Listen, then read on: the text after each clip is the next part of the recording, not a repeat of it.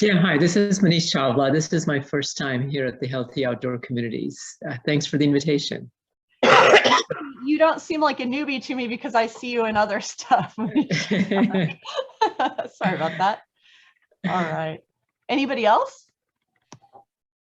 And hi, my name is Patty Godfrey, and I am a newbie. This is my first time. Ed invited me to join you guys this evening. Awesome. Good to have you, Patty. Thank you. What organization, Manish and Patty, what organizations are y'all with?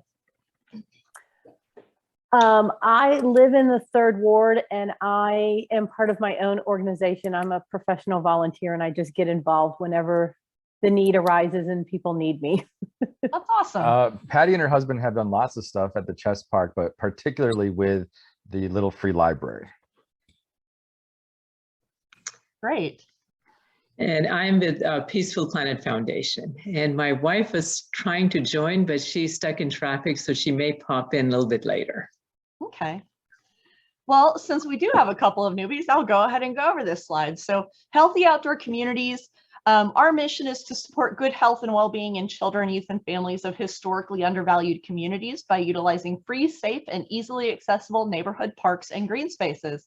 In short, we promote nature, park, outdoor equity as tools to fight health disparities in underserved neighborhoods. So healthy parks, healthy people, healthy communities, that's our vision. And we have funding through the HOC Foundation's Communities of Care grant to promote healthy outdoor communities, specifically in Acres Homes and 3rd Ward. So I want to announce tonight that we again have a fully staffed set of engagement liaisons. It's been a little while because we kept having some roll through, and of course in November we lost Kirk Jackson, who we still think about every day. But we've finally been able to bring on some new engagement liaisons. So in Acres Homes, you still have Donna C., Felicia Light. Jasmine Smith has just come on, and she is replacing Linda Carper, who's still on the line tonight. Linda, who was a community engagement liaison, actually got hired on by Houston Parks Board to be an engagement liaison for their Vogel Creek project. So she's moving on up. So Jasmine, do you want to just say a couple words about yourself? This just makes me so nervous. Yes, I'm just really excited to be a part of everything. I want to hear everyone's ideas and what they would like to help us contribute with the Acres Home community.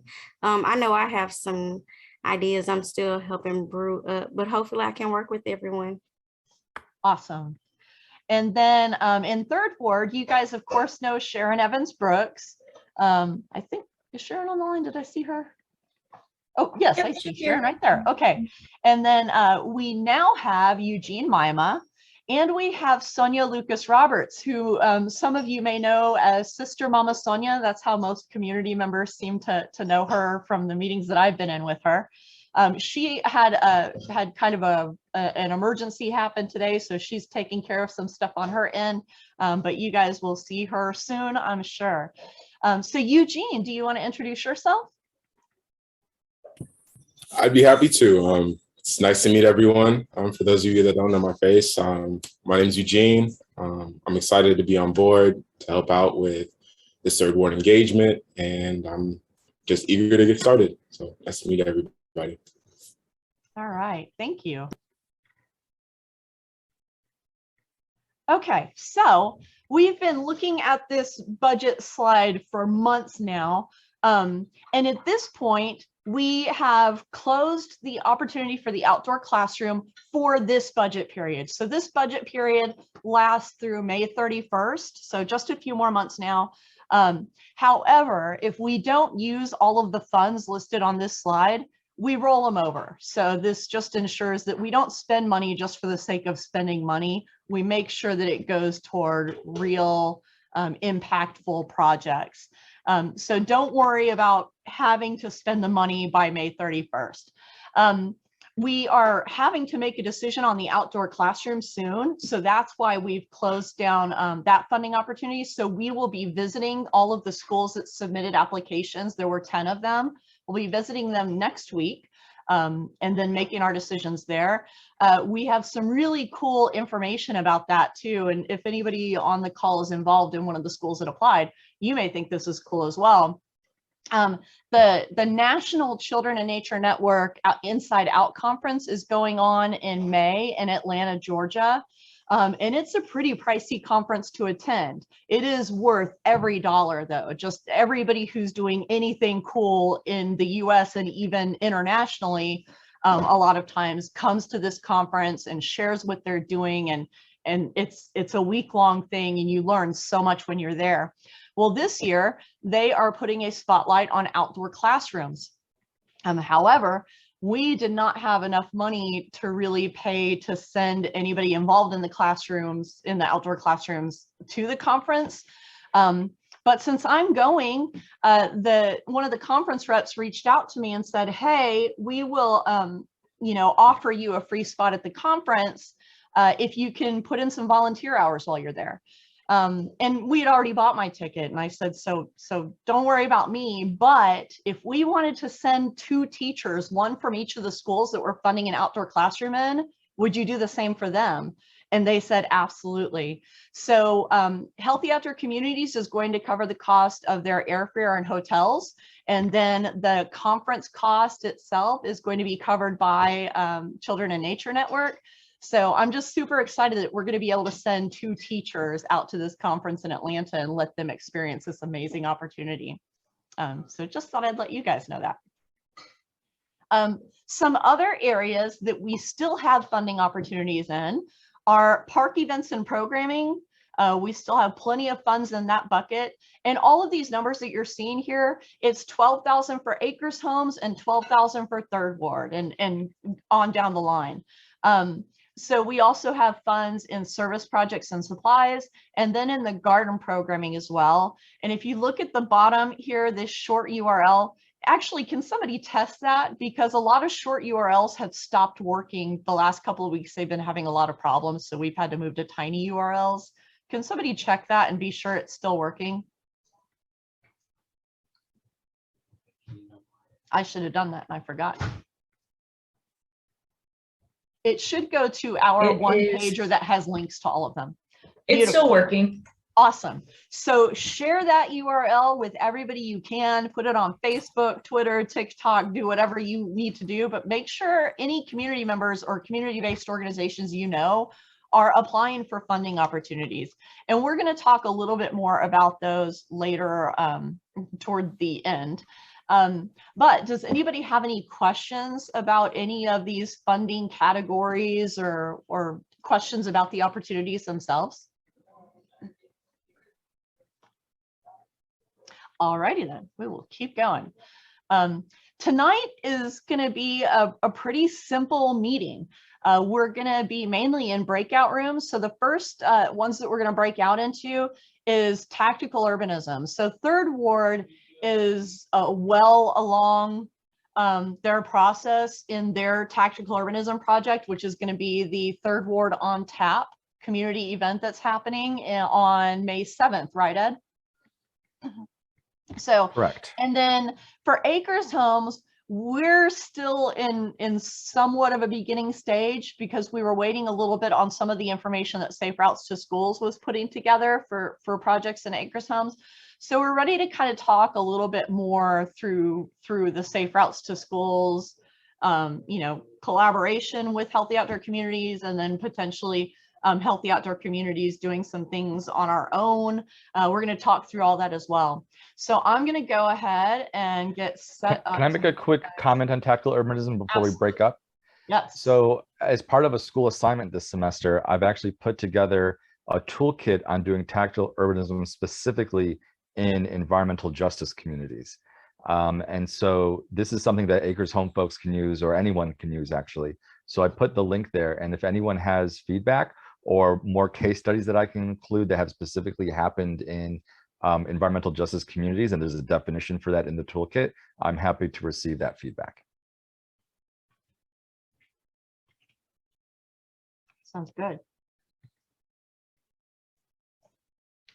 Okay, so I am going to put you all into breakout rooms, and most of you, I know which community you should be with.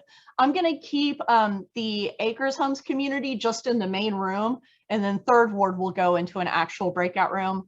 And then in 25 minutes, it will pull Third Ward back in with the rest of us. So let me assign people. So 832-334-2256. Who is that and what community are you with? Who's on the phone? All right, then you get to be an Acres Home. Jennifer. Yeah. And so we're in our breakout. What's our mission? Your mission, and I'm not hitting the go button yet, but your mission is basically just to, I know that you've had your Third Ward meetings regarding the Tactical Urbanism Project. I'd like you to kind of bring everybody else in Third Ward up to speed who may not have been participating in those meetings, and get their input, see what they can bring to the table, and invite them to be a part of the work group meetings. Okay, Ed. Great, Ed. All right, Ed. Okay, so Bishop Rush, you're going to be there. Brianna, what community are you in? I'm sorry. Hi, I'm in Third Ward. Okay. And then Curtis and David and Ed and Eugene and Gwen and Jordan. Oh, well, Jordan, did you want to be in Acres Homes, the Third Ward? I know you're kind of in both. I can go in Third Ward today, I think. Okay.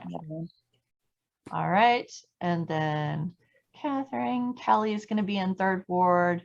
Munish, you're going to be in Third Ward, right? Right. Thank you. And Nancy is going to be with us. Oh, Patty, I'm so sorry. Remind me. You're Third Ward, right? Because you're Ed's buddy. Okay. And then Felicia and Sharon. All righty. And Valerie, are you in Third Ward as well? Or in Acres Homes? You're on mute.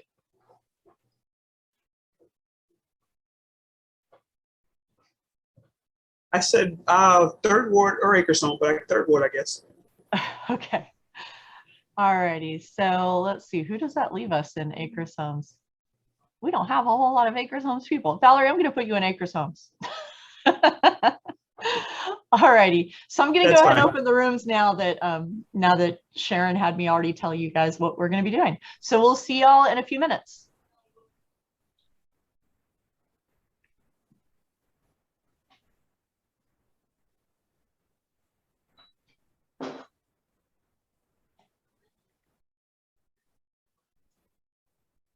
Okay, and then I need to change Kelly's designation. Let's see here.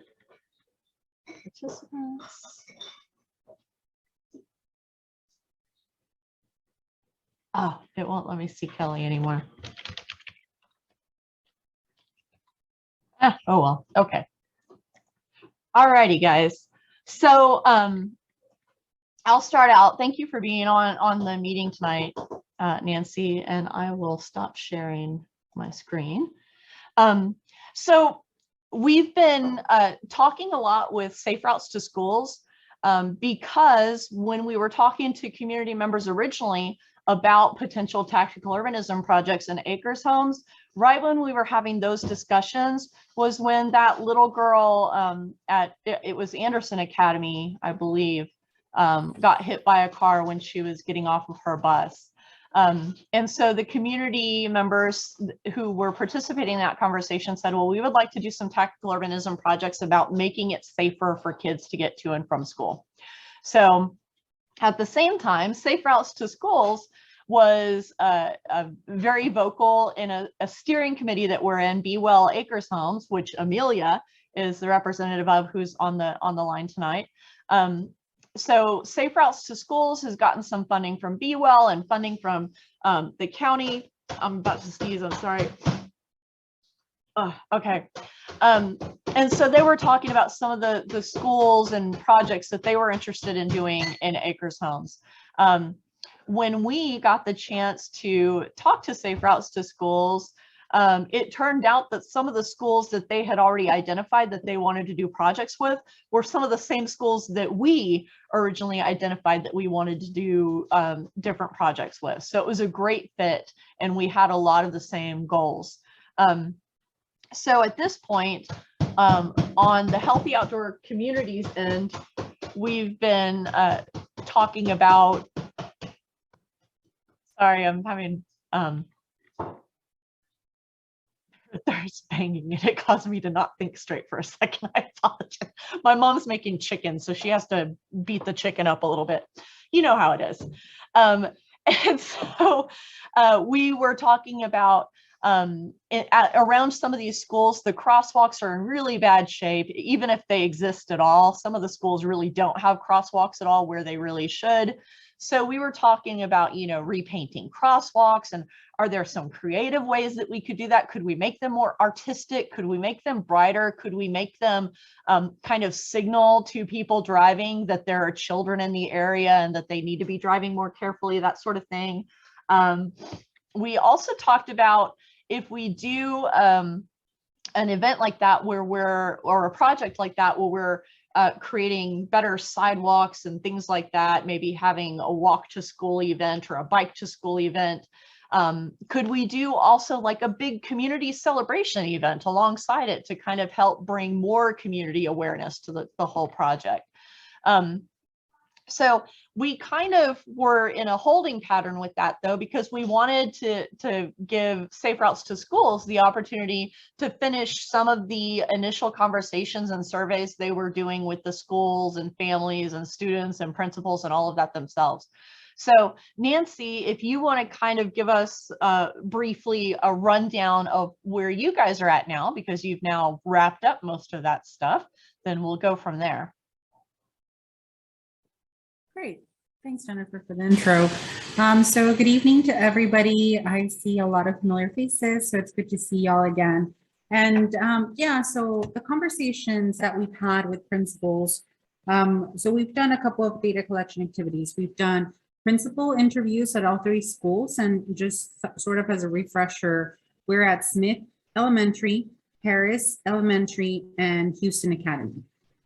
We've also collected data from parents through a parent perception survey, and we've done a staff/teacher survey as well. So we've gone all 3 audiences, the principal, the parents, and the teacher, and to see what their opinions are on safe routes to school, on the community, and how likely it is that kids would walk given you know, that they had everything, sidewalks, safety, the weather was nice. So the outcome of those data collection activities were actually very interesting. And I'm kind of gonna do a self-promoting plug here, but we do go into detail on all of these activities in our monthly collaboration meetings. And I think Jennifer had it listed. So it's the second Tuesday of every month, and it's at 4 p.m. So if you guys want to join, feel free to send me an email.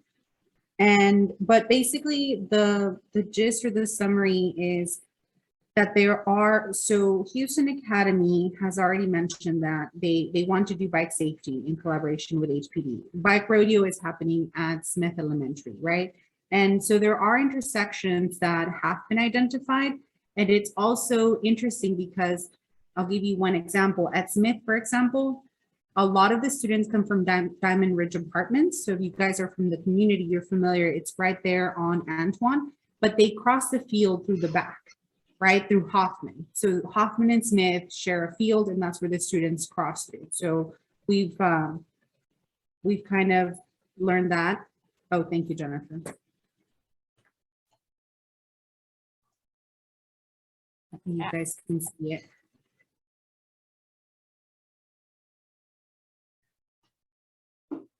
There we go. Yep. So here's Smith.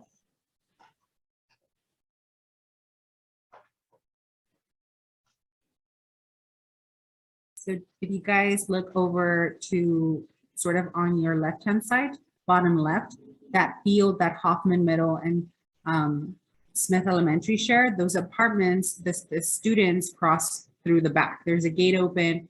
The, administration at Smith has had an agreement with the apartment complex, and that's what they use.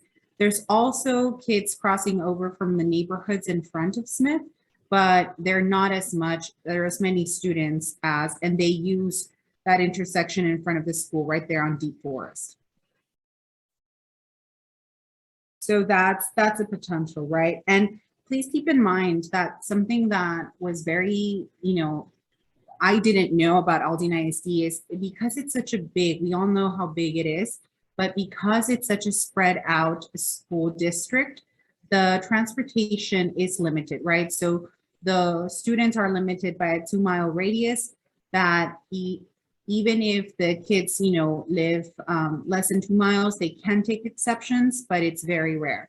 And after our perception surveys, what we sort of came up with was that most of the parents will either drop their kids, even if they live half a mile away, will drop off their kids, and then they'll ride the school bus later. So even though they're close by, parents are not willing to risk, their children through these big intersections. Can you go over to that? So that's for Smith. Can you go over to Harris Elementary, Jennifer, please?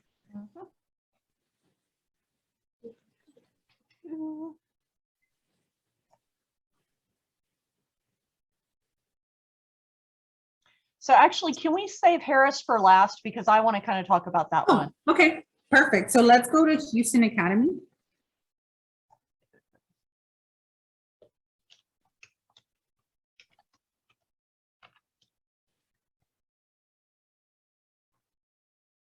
So I'll start kind of talking about Houston Academy. Houston Academy is an intermediate school, and the principal there calls themselves sort of like a unicorn, and it's because they have 5th and 6th graders, and it's the only one in Aldine ISD that does this. So the students are a little bit older, but they do have that Carver Road that they share with the high school right on that corner. There's Versa Reese Academy, but there's also Carver High School at that corner. So based on the conversations with him, the safety factor is not as much on traffic because they're not at a big intersection. Their students do not walk as much or bike because it is a magnet school, they ride the bus. But the behaviors that they do see from the high school students are the unsafe ones. Recently, the city of Houston installed speed bumps. So there's about 4 or 5 speed bumps along Carver Road. And so that has, for what the principal said, sort of slowed down the traffic. But at that end of that street, it's a dead end. So the traffic compared to Smith or Harris Elementary is very different. And then last but not least, Harris Elementary.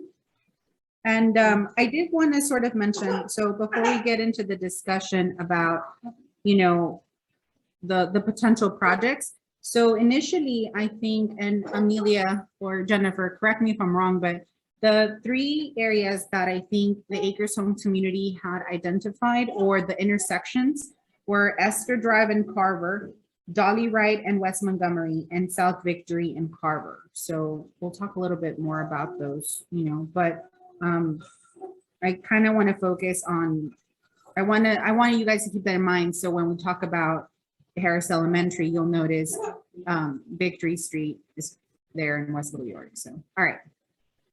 All righty, gang. So what we initially talked about as a core team, meaning your community engagement liaisons with Healthy Outdoor Communities and Kelly and myself, when we were originally talking about potential tactical urbanism projects, we had a few schools in mind that we thought would be good candidates. Harris is kind of at the top of the list, though. So there are a few reasons why we like the idea of doing a project around Harris. One is because there are some major intersections that are just within a couple of 2 or 3 blocks of the school. Here's TC Jester and Holder Forest, and I'm gonna zoom in here. And And this sidewalk, I mean, crosswalk isn't terrible. And it's actually, this is the only crosswalk that they actually have a crossing guard at. That's right, Nancy?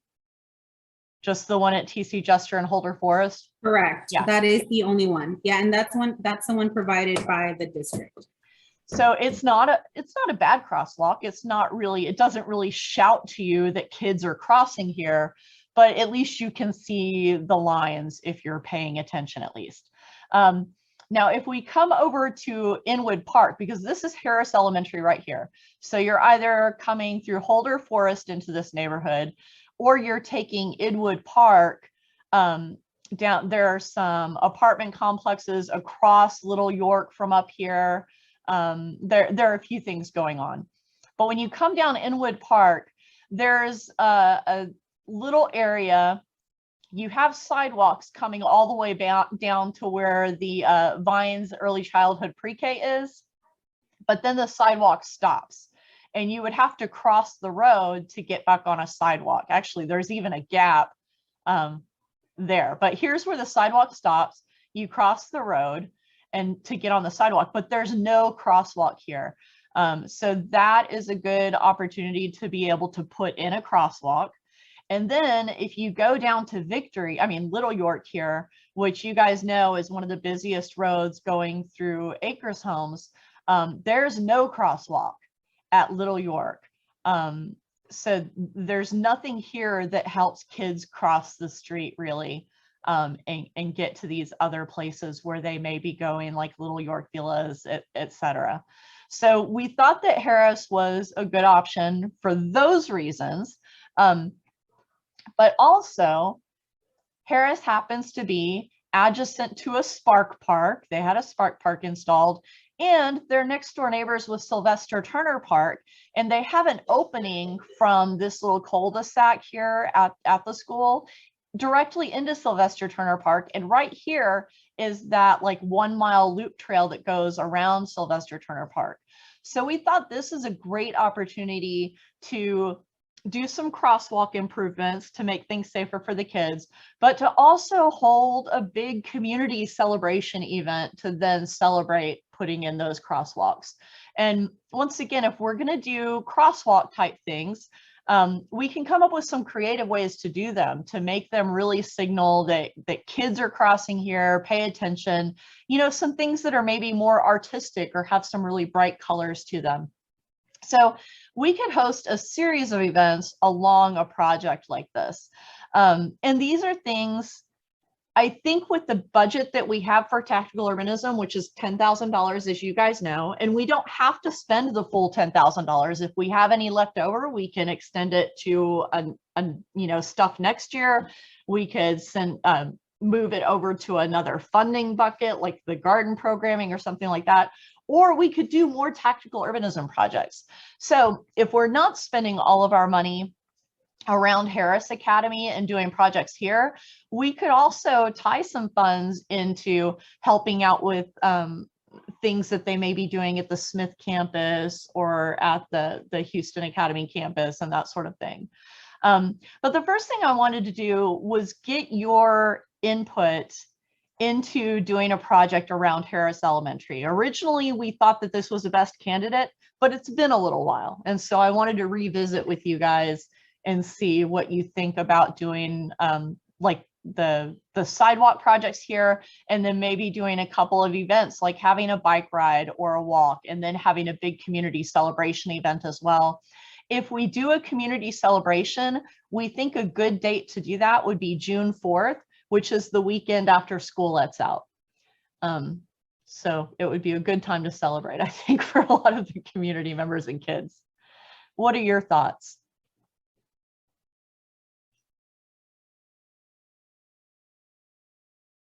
Hey, Jen, just checking.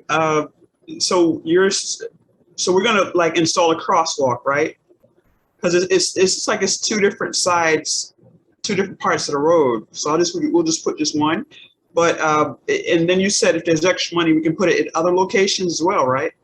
We could. And once again, that's something that, community members always vote on what we do. So But yes, we could. Is that the one you wanted to speak about? You said you want to speak about one. Was that it, or was it? Oh, this is it. This is the Harris Elementary project. Another thing with Harris Elementary, we have some other stuff going on at this school too. Number one, NEO has already done events with their kids. We hosted a Family Night Under the Stars event. And they are a school that was selected with the funding that we're receiving from Be Well Acres Homes with Amelia Brown that's on the line with us. They're one of the schools that's going to get that big fancy community garden going. They're going to do that in the fall. We have 3 gardens that are starting next week, but Harris is going to be starting in the fall. So we've got a lot of ties into this school and a lot of opportunity to continue that kind of relationship with them and keep bringing people back to the crosswalks and different events and activities we're doing at the school.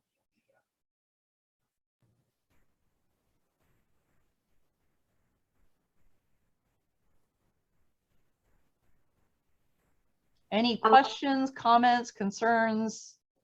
Well, I like the idea of installing a crosswalk for this school. It is kind of tucked away out of the way, so the kids are easy to miss if they do have to walk to and from school. So I think it'll be a good idea to implement that. Anyone else? I think that, go ahead.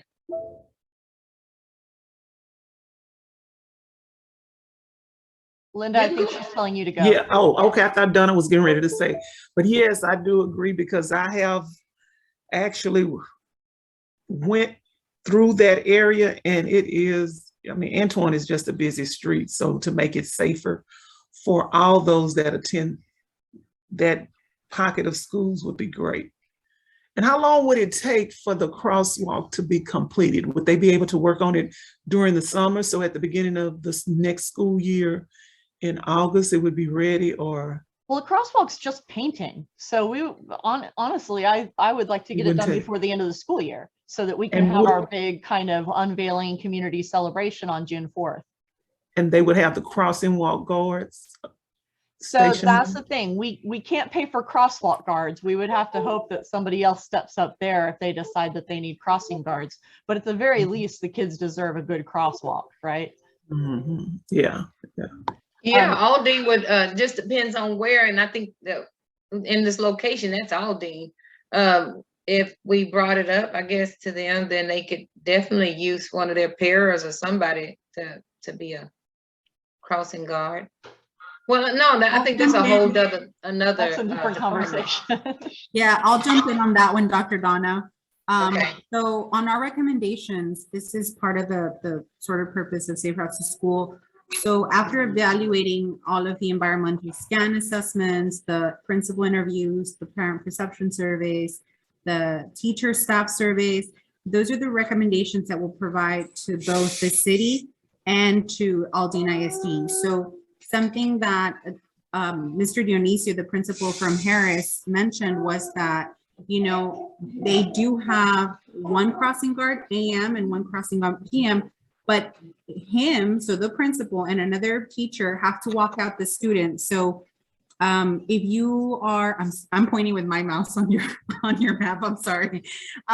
If you look at Harris, yep. So Harris Academy, they are surrounded by 3 apartment complexes. So the one right next door to it, the teachers have to walk them all the way out through Holder Forest, right, onto TC Jester. So I agree with Jennifer that this is probably a conversation for another time, and maybe once we start looking at recommendations, but it is something that we're considering because it's only 2 people walking out those students to the apartment complexes in Inwood Villages and then across the street to TC Jester. So, and this is out of the teachers, you know, time and effort. So they take those students and walk them out either through the field or across all the way through Holder Forest.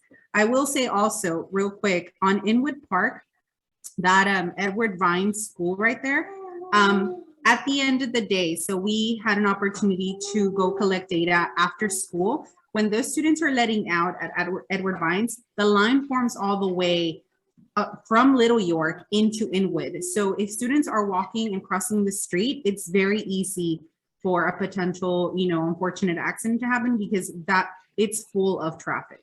there's a lot of, you know, cars there, and right around when school lets out, I can see how, you know, people wanting to avoid traffic could go around the parked cars.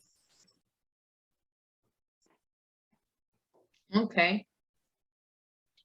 Well, I wanted to say also, when she said that, when you were talking, Jennifer, about the artsy, something that can go on there to make it a little bit more, you know, make it brighter. I think bright colors, whatever we use, just like I mentioned before, the stencils with footprints, the footprint stencils, and just coloring in blue, red, you know, different colors, the primary colors. I think that would be really nice.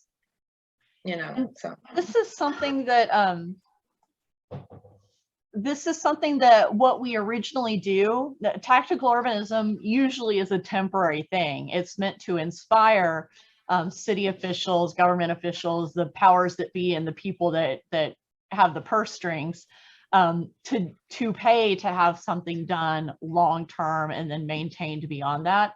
So to get this project kind of rolling, it may be that we're using temporary paint. Like, remember when we did the Better Block training, they talked about how they would paint things with the poster paints that would then wash off after a few rains or something. So it may be that what we're doing is temporary, and that can help generate the excitement and so momentum to get more permanent changes made to the area, and to give a nice, vibrant picture to even other communities on what they can do, because Acres Homes is not the only community that had a little girl killed, and Acres Homes has had multiple children killed, like many communities throughout Houston. So even if we can't do something with like permanent paints, it's going to be a permanent change. Even if we're doing the poster paint thing and it's temporary, that's kind of the point of tactical urbanism, is to at least let people be able to visualize a change and then try to build excitement to make it a permanent change. Well, if that's the case, then they actually have something. I think it was with, I think it was a video we saw with Can Do Houston, and I don't know if you were still in the meetings at that time, but they had where these stencils that I'm telling you about, and they went into the stores and, you know, got people's opinions. You know, people could put their suggestions in there, or just to show along the trail where they wanted those things done, and then approach the government officials to say, hey, look, we have, this is helping the people. We put temporary, you know, you just put the footprints, and they had the footprints in different places, like a campaign that they was doing to try to get the city to put in a crosswalk or do something. So they actually put our sidewalks where they actually stenciled these footprints in color, and it was temporary, like you're saying. And they were actually able to get some help after that, because it brought attention to the community, the people that lived in the community. They saw that what this whole thing was about, and they were like, okay, so yes, we believe, and yes, we'll do whatever it takes to, you know, to get the officials out here to make a difference with this situation. So everyone's back in the room again. I'm going to close my screen. But this, at least we're in agreements that we know that we want to do a project at Harris, and we can potentially do projects at some other locations as well. And I think that we can have a good collaboration with Safe Routes to Schools along the way. So we, between this meeting and next meeting, the core team, including the engagement liaisons for Acres Homes, we'll try to get together some more details and kind of put together a more concrete idea, or at least next steps, and we'll go from there. All right, guys? And we'll keep everybody updated. Thank you very much. So Third Ward, how'd it go?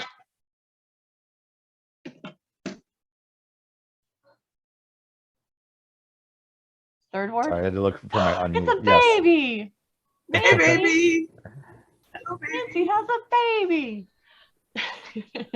Wave, baby. Aww. So it went well. We covered a lot. We gave an introduction, since we're a couple new people, about how this all came about. And then we went through the operations plan, which is linked on the link tree. We confirmed that for the community feedback portion of the event, we're going to use both of those pillars you have. I don't know if there's a name for them, Jennifer, but I think you have one, and Houston Parks Board has another where you put up the signs and the Post-it notes. So kiosks. Kiosks. Okay, so one of the feedback kiosks is going to be managed by CCPPI to get feedback on affordable housing, the MRE affordable housing. And then the other kiosk will be used by David to get feedback on his overall trail design, work that he's doing for his thesis.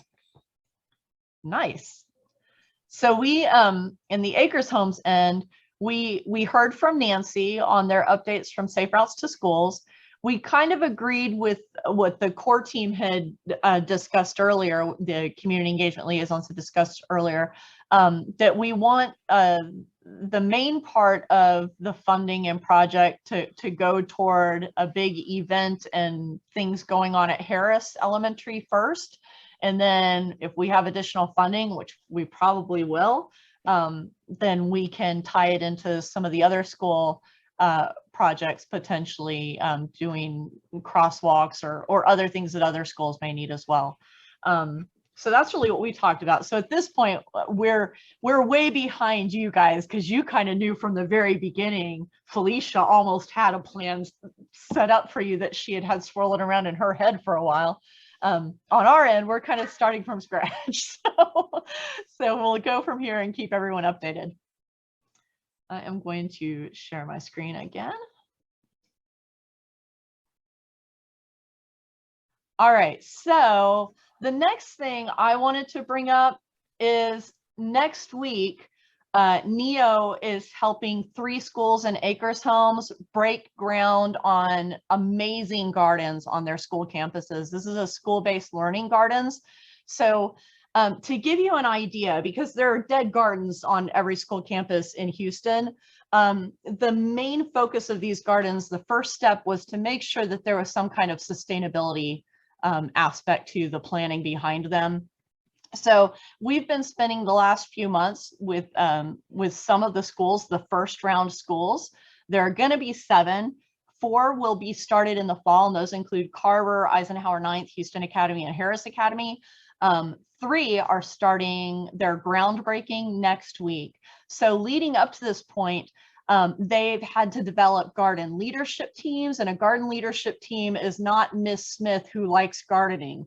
A garden leadership team includes community members, several school staff, it includes students, it includes all kinds of people from all kinds of sectors to really hold each other accountable and make sure that the gardening program keeps going.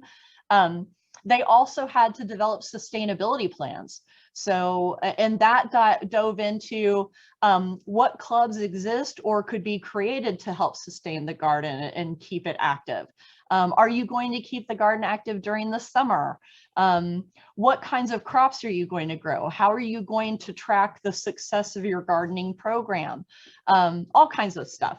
So we are breaking ground next week. Eisenhower is going to be Tuesday, the 22nd. Anderson will be Wednesday, the 23rd. Harmony will be the 24th. Oh, and I should also say we're also purchasing outdoor cooking kits for each of the schools so that they will be able to harvest directly from their gardens and teach the kids how to cook it right there on the spot, which is super cool. And then the produce that they grow will be distributed to the kids and families from the school, which is another amazing thing. We need lots of volunteers for these garden groundbreakings. So the tiny URL at the bottom, if you guys can share that, if any of you are available to come out and volunteer, that tiny URL will take you to a Sign Up Genius page where you can sign up for chunks of time at each school campus. And then if you go to Healthy Outdoor Communities or NEO's Facebook pages, there's a great Facebook post that you can share out to. And NEO's Facebook page is NEO Project TX. And I think you guys all probably have the Healthy Outdoor Communities page. And I think on Facebook it's Healthy Outdoors. I don't think communities would fit. But anyway, please share that link. And please get as many volunteers as you can to help with these school projects. And we're really excited to keep you guys updated on how that all goes. Any questions about that before I move on? All righty. What time do you want people to show up? If you go to that tiny URL, it will show you the shifts, but basically we're going to be out there from before 9 a.m. to at least 4:30 p.m. every day at every school. These are large gardens. They're like, they'll each have 8 like 4x10 garden beds that are made out of cinder blocks, 2 cinder blocks high with a top cap. 2 of the beds in each of the school gardens are going to be certified Monarch Way stations, so they will be pollinator gardens. We're also installing trellises, arbors, all kinds of support structures so that they can grow any kind of crop they could possibly want. I mean, there's a lot of work that's going into this, and we need lots of muscly people out there, and lots of people that are good at directing other people and making sure people are staying on task. Those people are very much appreciated too. Okay, so the next thing we wanted to talk about, and we'll be breaking out into breakout rooms again in just a moment. We wanted to talk about our park events and programming budget. So each community has $12,000 to work with here, and we're really not getting any event submissions. In fact, I don't know, we've only gotten 1 event submission that kind of meets the criteria, and I think working with them to tweak it a little bit, it will. But other than that, I mean, we have a lot of money to spend. This is a great opportunity for community members and community-based organizations to host community events, which is something that everybody is always saying they want to do. And now that we're trying to give everybody money, we're not getting applications in. So this is not a difficult application process. I promise you, open up the app, you'll be surprised at how easy it is. And so we wanted to go into breakout rooms with each community to kind of discuss what are some events that we would like to host? What organizations do we think should be involved? What are some things we've heard from community members about what they might want? How can Healthy Outdoor Communities support the event? I mean, aside from money, are there other ways that we can help or help recruit partners to help out in different ways? So before we break out into breakout rooms to discuss this as communities, are there any questions? I would say that there are probably a lot of people, if they knew more about it, would be very happy to tell you they have programs going on and they need help. And the help you're offering will be gladly and greatly received. And there's information, if you go to that one pager, we shared the link to the one pager earlier, and I think we put it in the chat as well.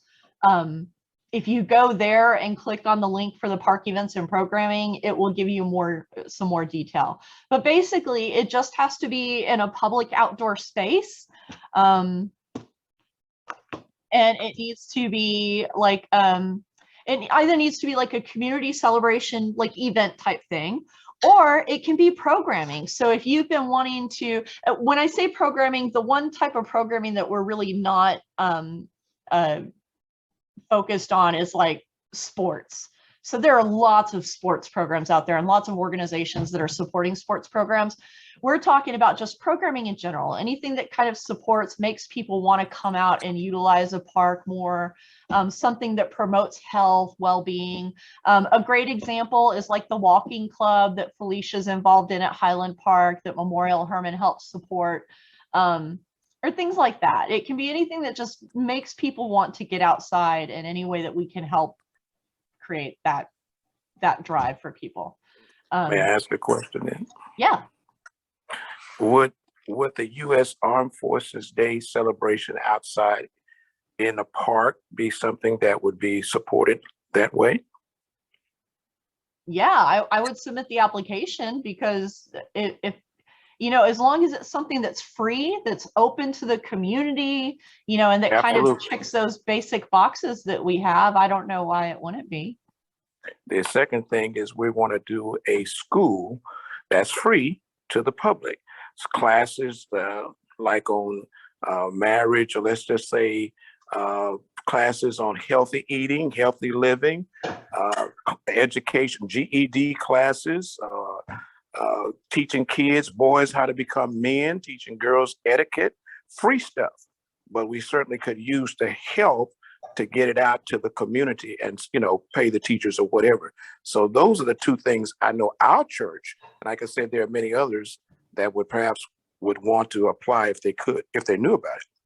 So that's something that's more of a gray area because we have to really look at our scope. So once again, it needs to be something that's encouraging people to spend time outside, right? That's the overall goal. So that just keep that in mind when you're filling out the application on that one.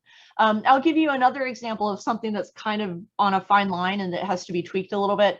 There's an organization that applied for us to support it's going to be a community run, but it's a fundraising community run. So people would have to pay to participate in it. So that's something that we can't give money toward a fundraising event like that. It has to be something that's free, open to the public, and really encourages people to spend time outdoors on a regular basis. So promoting park and outdoor equity and community well-being. And then let us know once again. Oh, actually, that's a different slide. That slide for now. So go to, this is a short URL. Hopefully it still works for this specific opportunity. And then if you want more information on all of the opportunities, go to the URL for that one pager that we have. Okay, anything else? So Whoever's talking is breaking up, or maybe I'm breaking up. I think I froze.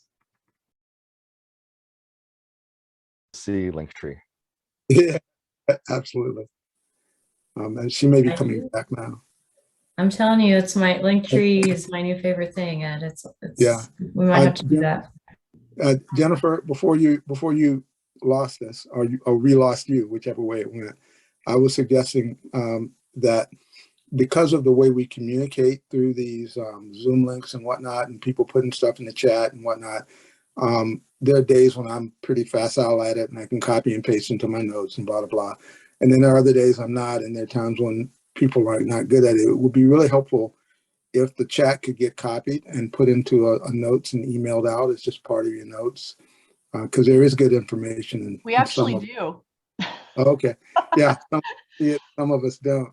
And so what we've been doing, and I've actually been backfilling with older ones even before I started doing it, but we have a Google Drive folder where we include a recording of the meeting, we include the meeting, the chat, kind of some basic notes about the meeting, and then the slideshow. So all of that well, I think maybe the way to think about it is information saturation, and different people have different saturation points at different times for the information.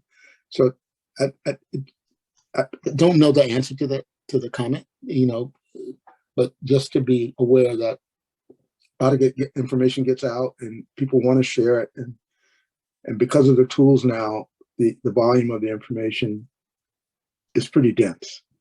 Even though for many of us who are kind of looking at this regularly, it doesn't seem too much. And Kelly's reaction to Linktree, I share. I mean, it's simplified something, and I kind of create my own kind of places to go to do that with Evernote and tools like that. But I don't have an answer, Jennifer, but you're doing great work. And the question is, now we can begin to think about saturation points for different.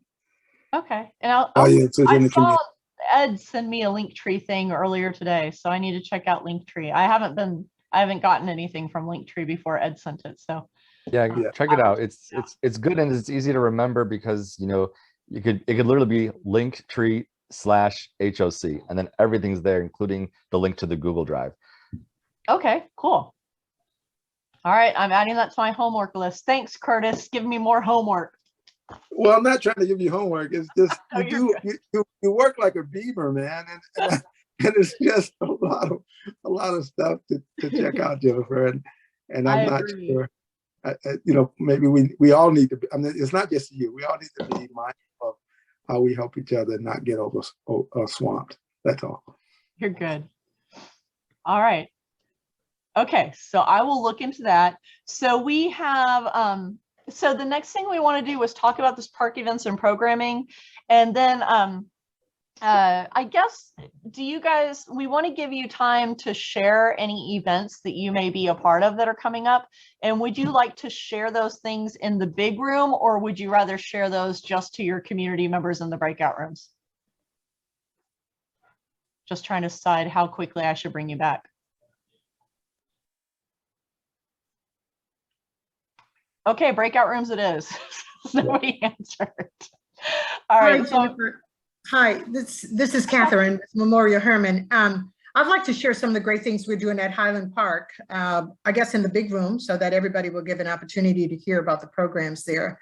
And of course, we'll be glad to meet Jasmine, your new community liaison for Acres Home. So if we would have that opportunity, it would be great. Thank you. So we'll come back if we're going to share out things in the big room. Then I'll put you in the breakout rooms for 10 minutes to talk about specific park events and programming that you think might work in Acres Homes and Third Ward respectively. And then we'll come back and share out our things that we have going on. Okay, right, sounds gang? great. Thank you. All righty, and go. Oh, it says 24 minutes. I'm bringing you back in 10 minutes. Monster.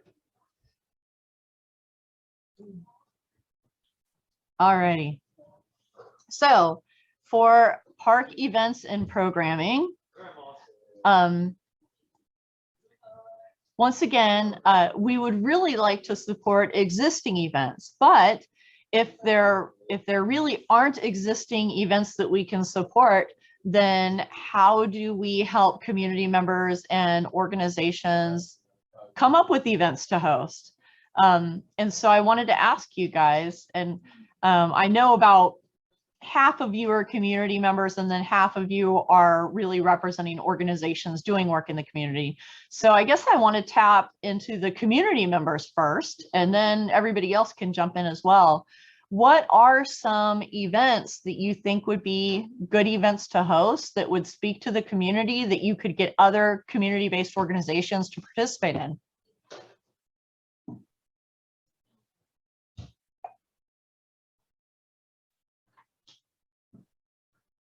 Anybody? David, you have a suggestion? We haven't heard anything from you tonight.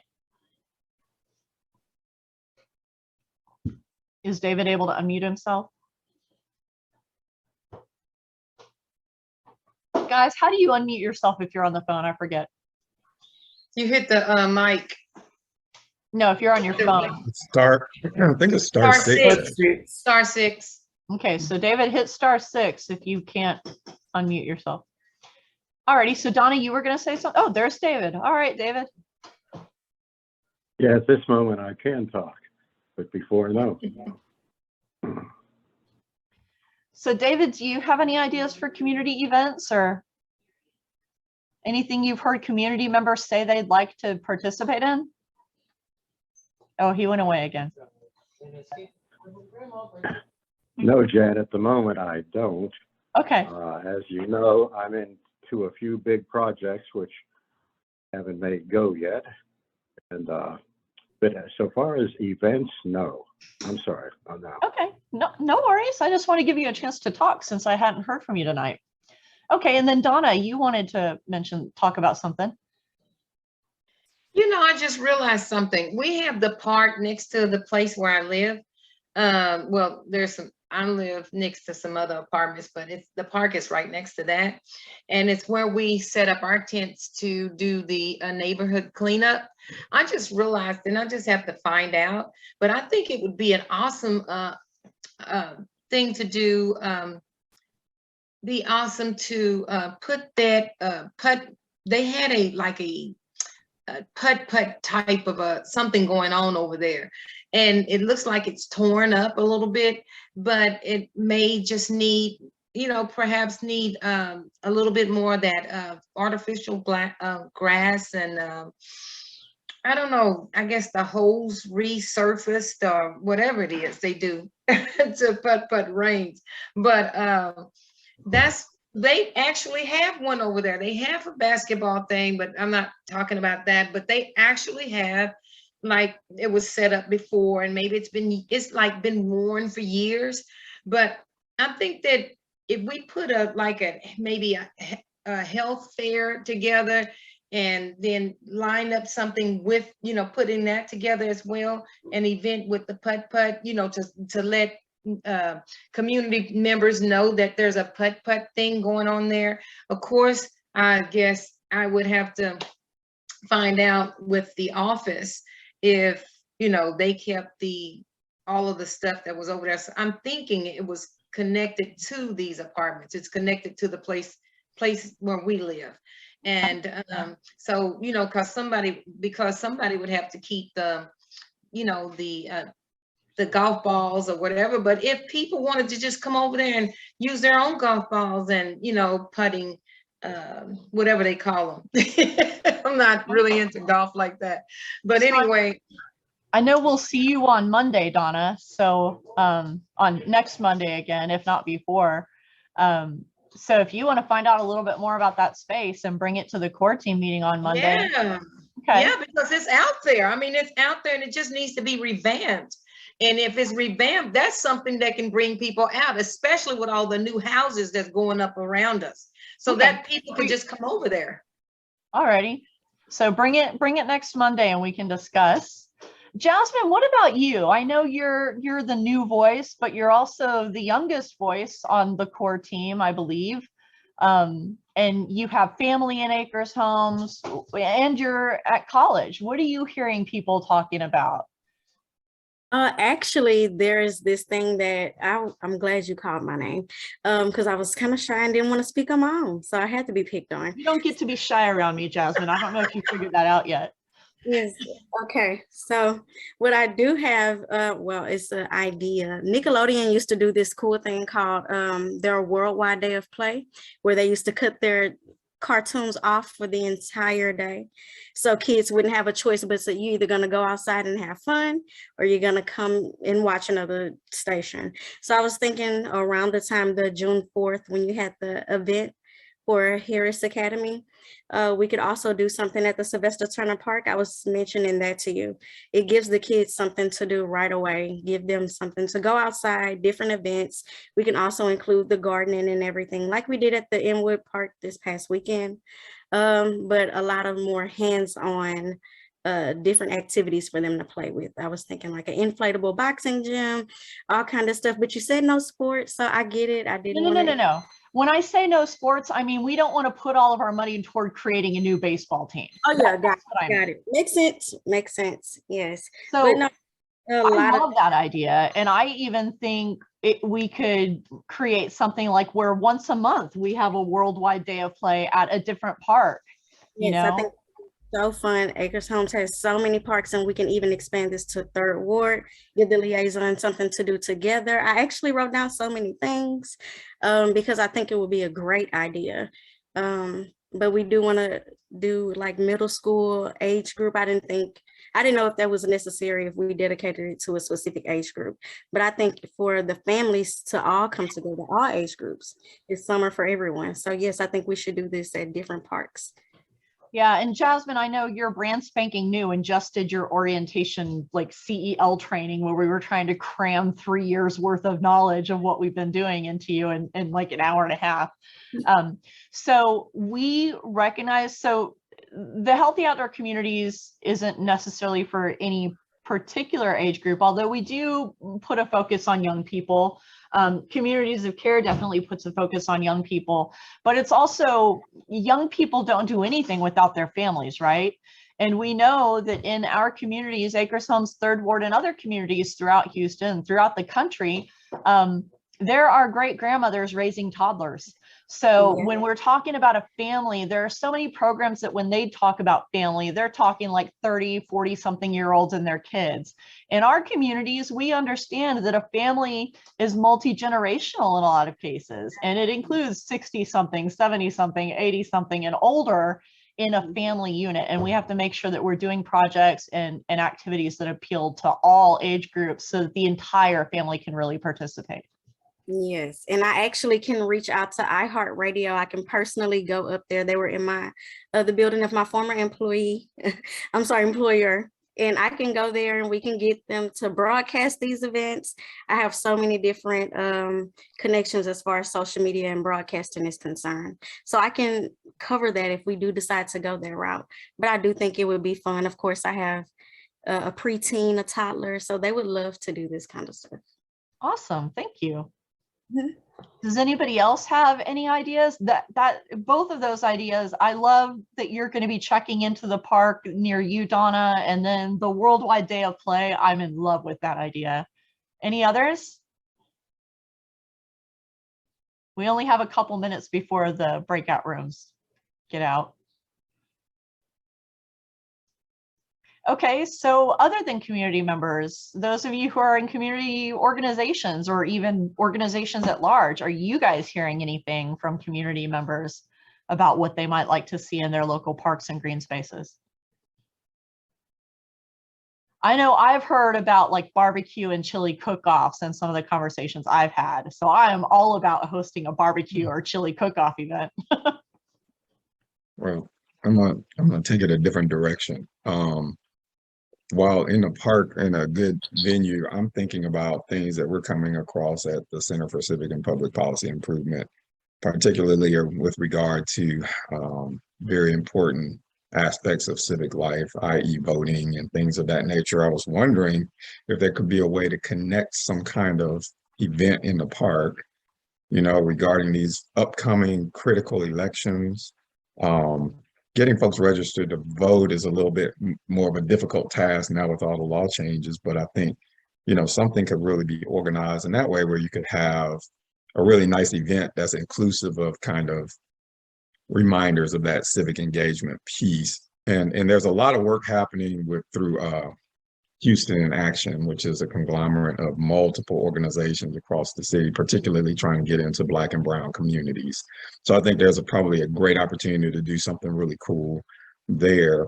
The other thing I thought about was with relation to our partnership with the Children's Museum Houston and trying to think about if there's some particular programming that could be brought to a park area again to create this kind of a festive environment around whatever it is you want to have it. But those two things came to mind for me. Children's Museum Houston is trying to embed and do more in the Acres Homes area. And so I think there could be opportunity to kind of carve out something there. And then again, just extremely important movement around voting and voter engagement. And so there could be something, you know, done in a neat way versus some dry way. And some kind of park event. Something that we can do. In fact, the one real community event that we have that we've gotten the application on, the one that wants to do the fund run, that's a fundraiser thing. Well, most of their event is really about bringing together those like resources that serve the community. And that would be voting registration and different health screenings and all kinds of stuff like that. So we really want to have that. It's just that fundraiser, fund run thing that they want us to support that we can't do. So definitely we can do those types of events. And I love that. I love the idea of partnering with the Children's Museum. And I apologize that we have to break back out in about 1 minute.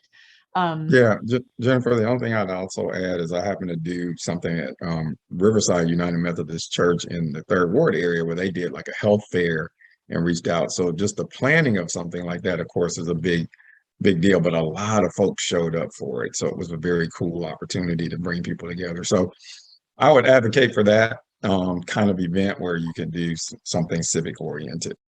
Okay. A civic celebration and the park. That would be awesome. Okay. All right. And that's one of our thrive factors, right? Is working for the community good. And there are some thrive factors that focus in on that kind of civic portion of things too. So I'm gonna close the other breakout rooms so we can all share the events that we have coming up. But you guys have had some great ideas. I love the idea of having the civic celebration. I would love to go play putt-putt golf if that's what's going on near Donna's place. And I'm terrible at it, but I still enjoy playing. and then the Worldwide Day of Play. Yeah, put us in touch with the Houston in Action thing too, Sean. Oh, sorry. Oh, We're working Sean, closely I had in another. that. And yes, ma'am. Oh, I had a question about the building that just got built, and I can't think of the name of the building.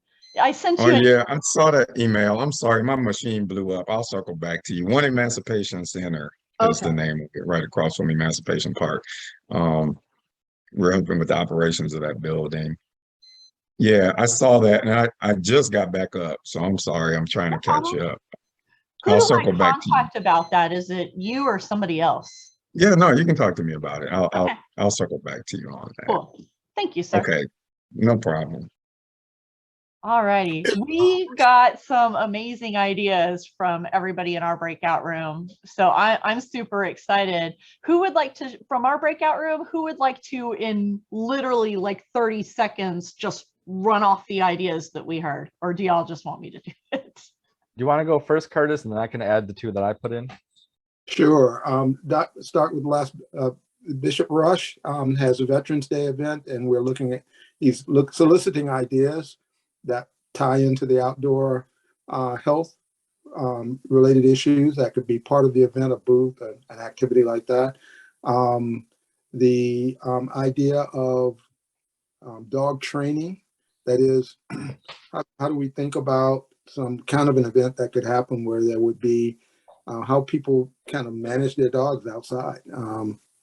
The Riverside is doing an event to provide community access to the rodeo and providing some rodeo events. So something could happen there. I suggested mutton busting, which is my favorite event. But that's what I remember right off the top. Yeah, and then I was thinking we've been getting lots of requests to do an outdoor chess tournament with the chess Yes, park. outdoor. And then also some kind of guided nature walk along the Columbia Tap and or Brays Bayou trails with someone who understands like native plants, medicinal plants, edible plants, things like that. All right. Does anybody from the Acres Homes breakout room want to recap, or would you like me to? Hey, Jennifer, can I say this also in the third ward group? That I think from a Friends of Riverside Park Houston's perspective, we really want to put some energy behind replicating what Catherine Jolivet with Memorial Herman and Felicia, and I'm sure there are others on the line, and Linda, regarding the walking club and splinter and include some other things that could involve some outdoor activity on our little basketball court as well. We've done Walk with a Doc, but what our people say is, gosh, our events are fantastic, they're awesome, but there just isn't any longevity to them, any consistent programming. And so Felicia's done a great job even before Catherine came on, and they've just taken it, Catherine, you've taken it to a whole nother level. So that's something that we're really wanting to piggyback on and do the same thing in our little neighborhood park. Awesome. Okay, so I'll just quick recap what the ideas that came up in our breakout room. So Jasmine remembers Nickelodeon having, oh gosh, what a Worldwide Day of Play, where they would like shut down Nickelodeon and make kids go outside for the day. So we were, she was thinking of doing an event like that in Sylvester Turner Park, but I kind of think, why not do one each month, or even, once a quarter, if nothing else, in a different park in Acres Homes. I love the Worldwide Day of Play thing. And then let's see, she also has connections with iHeartRadio. So she said she can be a media connection for us. Yay. And Donna, there's some kind of green space near her that looks like it used to be a putt-putt center that she wants to find out some more information about and see if we might be able to do something at that location.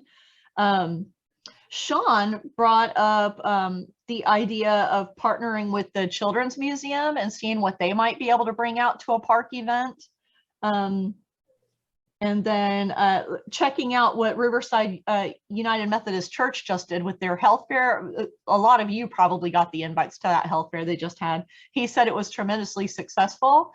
And he would also like to see us do some sort of like civic minded celebrations. So if it's in a park, does it all have to be fun and games, or could we have things like a voting registration booth and some other things? And I told Sean that the application that we actually got in for an event is really that sort of application to do an event where it's just all kinds of resources for the community.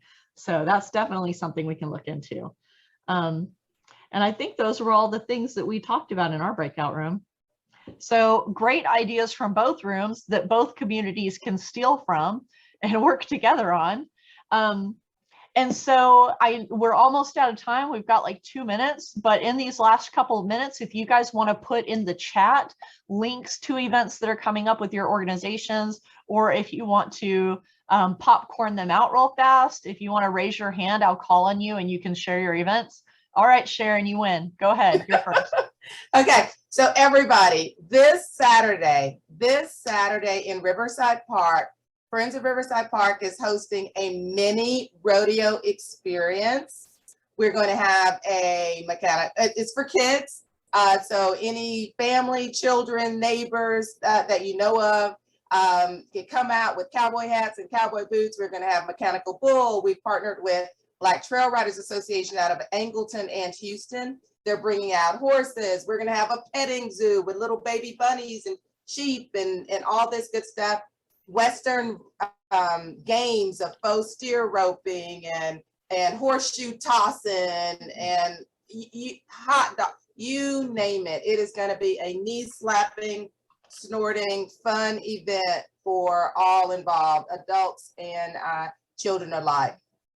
So there's the announcement. This Saturday, Riverside Park, 11 to 2. No pit bull hitting. No pit bull bidding. No pit bull bidding. No, none of that. Okay, Kelly, you're next. Okay, Houston Park Sport is hosting the art bike parade on May 21st. It's going to be in the morning at McGregor Park. So Bishop Rush, I'm going to reach out to you since y'all are having the Armed Forces Day starting at noon.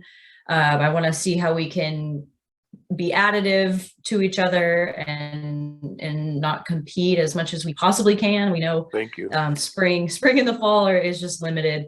So we'll make it work. And anyways, we're partnering with the guys who do our car parade. So Orange Show, they're great. It's going to be McGregor Park and HISD and the donated bikes to HISD that actually happened in 2020 when we were first supposed to have this event. The kids have been working on their bikes and they'll be the primary component of the parade itself at McGregor. But the public is welcome to go afterwards. It's totally free. I should have a flyer, maybe for sure by next meeting, but if we get it before, I'll shoot it out to everybody. And then afterwards, there's a bike ride component along Braes up to Fondy Park, where they're going to do sort of an after party with concerts and drinks, I'm sure. And that one will be less family friendly, I guess, as the night goes on. Anyways, it's something for everybody and hope you guys can come out. And then I have one more thing, but I'll just put it in the chat. All right, George. First of all, how can I top off some amazing events that are happening, right? Like, how exciting are they? But hi, everybody, George Sanchez with Memorial Hermann. We are starting our second cohort of our Core Connections Network program at Highland Park this March 17th, which is Thursday from 9 a.m. to 10 p.m. Oh, not 10 p.m., 10 a.m., sorry, 9 a.m. to 10 a.m. And the program is really set for individuals that are looking at ways to self-manage chronic conditions, whether it's hypertension, diabetes. Our CHWs and navigators within our Memorial Hermann Health System are the ones that lead this curriculum. They teach this class. It's a great moment to go ahead and really, take lead of your own health and have the assistance from our MH team in order to make healthier habits come to life. And so it's going to be at Highland Park, and Felicia has the flyer. So I'm pretty sure Felicia will be able to go ahead and share it amongst everybody. But it's this Thursday again, March 17th from 9 a.m. to 10 a.m. And then somebody else had their hand up and then I made it disappear on accident. Was it you, Linda?